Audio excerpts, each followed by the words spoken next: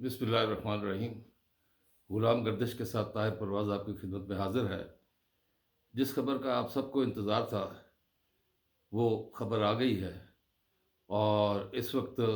اسرائیل کی جانب نہ صرف ایران کے کروز میزائل بلکہ ان کے ڈرون تیزی سے اسرائیل کی طرف بڑھ رہے ہیں، اور ایک اندازے کے مطابق یہ بتایا گیا ہے کہ ایران کا جو ڈرون ہے وہ 185 کلومیٹر فی گھنٹہ کی رفتار سے اسرائیل کی طرف جا رہا ہے، اسرائیل کے شہروں کی طرف، اور اس کو لانچ کیے ہوئے 2 گھنٹے ہو چکے ہیں، اور ایک محتاط اندازے کے مطابق 6 گھنٹے کے بعد یہ اسرائیل پر حملہ آور ہوں گے، جبکہ اس سے ساتھ ساتھ جو میزائل داغے گئے ہیں وہ یقیناً اس سے پہلے وہاں پہنچیں گے۔ اور اسرائیل کا ایک سسٹم ہے، ایئر ڈیفense ڈوم سسٹم، تو وہ اس سسٹم کو بزی کرنے کے لیے، مصروف رکھنے کے لیے یہ سارا کچھ ہوگا۔ لیکن اس سے پہلے آپ کو آج کی جو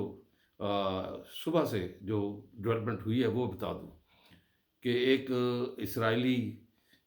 جہاز جو ہے، بحری جہاز، اس کو ایران کے کمانڈوز نے باقاعدہ اس کو وہاں سے سمندر میں سے اپنے پانیوں کی طرف لے گئے ہیں، جس پر اسرائیل کی جو وزارت دفاع ہے انہوں نے شور مچانا شروع کر دیا کہ یہ ایران جو ہے یہ بحری قزاقی کر رہا ہے اور یہ عالمی قوانین کی خلاف ورزی ہے۔ اچھا، عالمی قوانین کی خلاف ورزی، اسرائیل یہ صہیونی جو ہے یہ ایسے کہہ رہے ہیں جیسے یہ خود عالمی قوانین کی بہت پاسداری کرتے ہیں۔ انہوں نے نہ صرف عالمی عدالت انصاف کے فیصلوں کو نہیں مانا، انہوں نے کسی قرارداد کو جو یو این او کی ہے اس کو بھی تسلیم نہیں کیا، الٹا انہوں نے پابندی لگا دی اس کے داخلے پر، سیکٹری جو ہے سیکٹری جنرل اقوام متحدہ کا۔ تو یہ تو صبح کا ایک واقعہ تھا جو کہ سامان سے لدا ہوا یہ جہاز ایرانی اپنے ساتھ لے گئے ہیں، اور اسی پہ عرب سیخ پا تھا کہ 2 گھنٹے پہلے تہران سے باقاعدہ طور پر یہ اعلان کیا گیا کہ 2 گھنٹے پہلے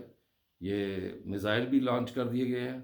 اور میزائل تو بعد میں لانچ کیے انہوں نے، لیکن ابھی پہلے انہوں نے جو لانچ کیا وہ 50 ڈرونز کے ذریعے حملہ کیا ہے۔ اب یہ آئندہ 6 گھنٹے میں یہ پہنچیں گے، عراق کے اوپر سے گزر رہے ہیں اس وقت، اور ایک عراق بہت بڑا ملک ہے، اس کی فضائی حدود عراق اور دیگر ممالک جس میں اردن بھی ہے، شام بھی ہے، انہوں نے ہر قسم کی جو ایئر ٹریفک ہے وہ بند کر دی ہے، اور اسرائیل نے بھی اپنا جو ہے ان کا مرکزی ہوائی اڈہ ہے جو عام لوگ استعمال کرتے ہیں، کیونکہ جب سے ایران نے یہ وارننگ دی تھی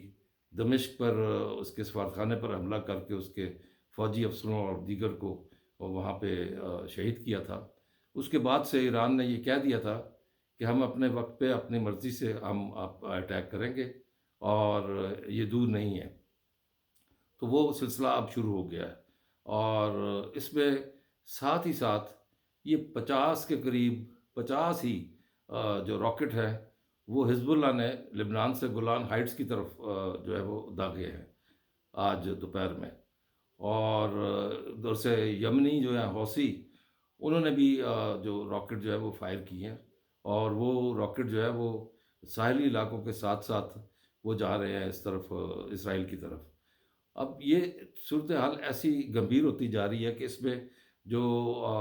بنیادی نقطہ تھا، لوگ تو یہ سوچ رہے تھے کہ ایران نے شاید صرف لپ سروس کی ہے، لیکن ایران نے اب یہ لپ سروس نہیں کی، بلکہ ایران نے عملی قدم اٹھا لیا ہے، اور ایران خود اس سے دور رہنا چاہتا تھا، لیکن اسرائیل نے دمشق میں ایرانی سفارتخانے پر حملہ کر کے ایران کو دعوت دی کہ وہ بھی اس میں جنگ میں کود پڑے، کیونکہ اس جنگ کو وہاں کے اسرائیل کے عوام جو ہے وہ کوشش کر رہے تھے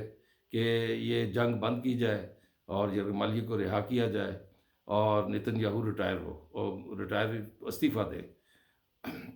اب نتن یاہو اور اس کے علاوہ وہ وہاں پہ جلد نئے انتخابات کی بھی ڈیمانڈ کر رہے تھے۔ نتن یاہو کے لیے غالباً یہ کوئی ایسا موقع اس کو ہاتھ آ گیا کہ اب جنگ کو طول دینا پڑے گا، اور جنگ کو طول دینے کے لیے وہ وزیر اعظم رہے گا، اور اس اپنے اقتدار کو دوام دینے کے لیے اس نے غزہ کی جنگ بھی شروع کی تھی، اور اب یہ جو جنگ کا پھیلاؤ جو ہے یہ مشرق وسطیٰ میں وسیع ہوتا جا رہا ہے۔ اس تمام صورتحال میں امریکہ کی طرف سے یہ کہا گیا تھا کہ یہ جو سفارتی قوانین کی خلاف ورزی کی ہے اسرائیل نے، نہیں کرنی چاہیے تھی، لیکن اگر اسرائیل پر حملہ ہوا تو ہم اس کا دفاع کریں گے۔ اب اسرائیل کے جو بائیڈن ہے وہ ابھی ایک کسی جگہ انہوں نے کچھ ویکینڈ کی وجہ سے وہ اپنی چھٹی منا رہے تھے تو ان کو واپس جانا پڑا واشنگٹن۔ اس صورتحال میں امریکہ اگر کودتا ہے تو بائیڈن کی پہلے صورتحال پتلی ہے، الیکشن ہونے والے ہیں، اور اگر امریکہ اس پہ کھدا تو پھر یہ جنگ بہت پھیل جائے گی۔ اب تک کے لیے صرف اتنا ہی، باقی باتیں تفصیل آپ کو بعد میں بتائیں گے۔ اللہ نگہبان۔